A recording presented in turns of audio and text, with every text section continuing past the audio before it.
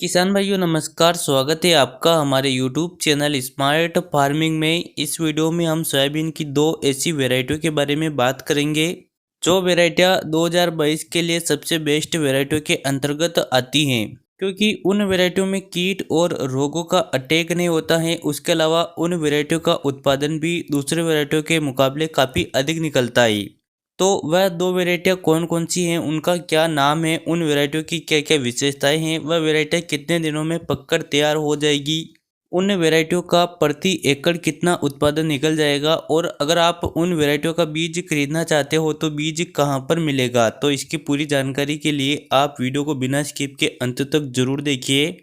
और आप हमारे चैनल पर पहली बार आए हो तो नीचे देखिए लाल अक्षरों के सब्सक्राइब के बटन पर क्लिक कर दीजिए और उसके पास में जो घंटे का निशान आया है उसे भी जरूर दबा दीजिए, ताकि हम जैसे नया वीडियो अपलोड करें उसका नोटिफिकेशन आपको तुरंत मिल जाए। किसान भाइयों चलिए अब बात करते हैं उन वेराइटियों के बारे में। तो पहली वैरायटी है NRC 138। किसान भाइयों इस वैरायटी को national research centre of soybean ने विकसित किया है, इसलिए इस वैरायटी का नाम NRC 138 रखा गया है।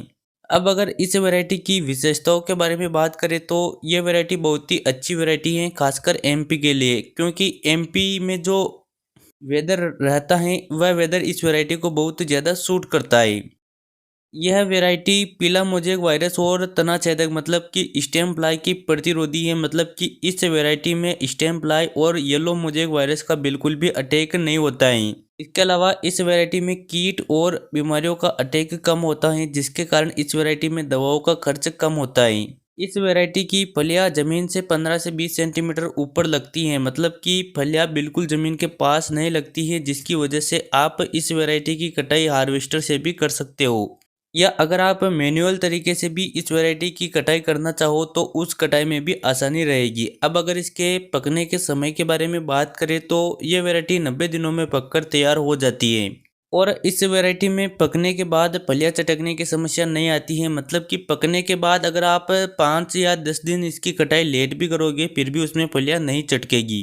अब अगर इस वैरायटी के उत्पादन के बारे में बात करें तो इस वैरायटी का बहुत अच्छा उत्पादन निकल जाता है। आप अगर उन्नत तरीके से खेती करते हो तो आप 1 एकड़ में 10 क्विंटल उत्पादन प्राप्त कर सकते हो। किसान भाइयों इस वैरायटी के अलावा हमारी दूसरी वैरायटी है TS 213।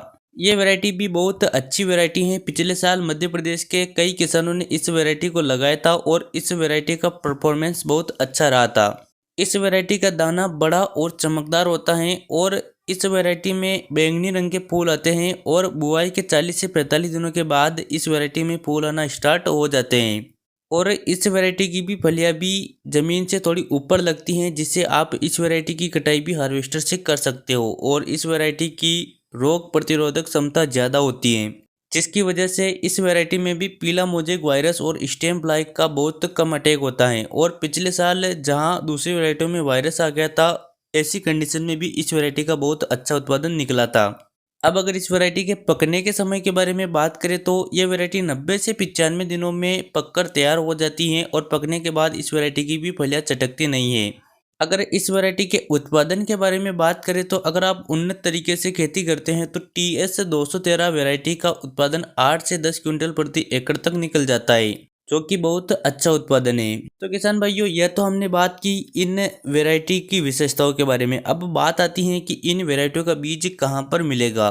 तो पिछले साल मध्य प्रदेश के कई किसानों ने इन वैरायटियों का बीज बोया था और उनको बहुत अच्छा उत्पादन मिला था।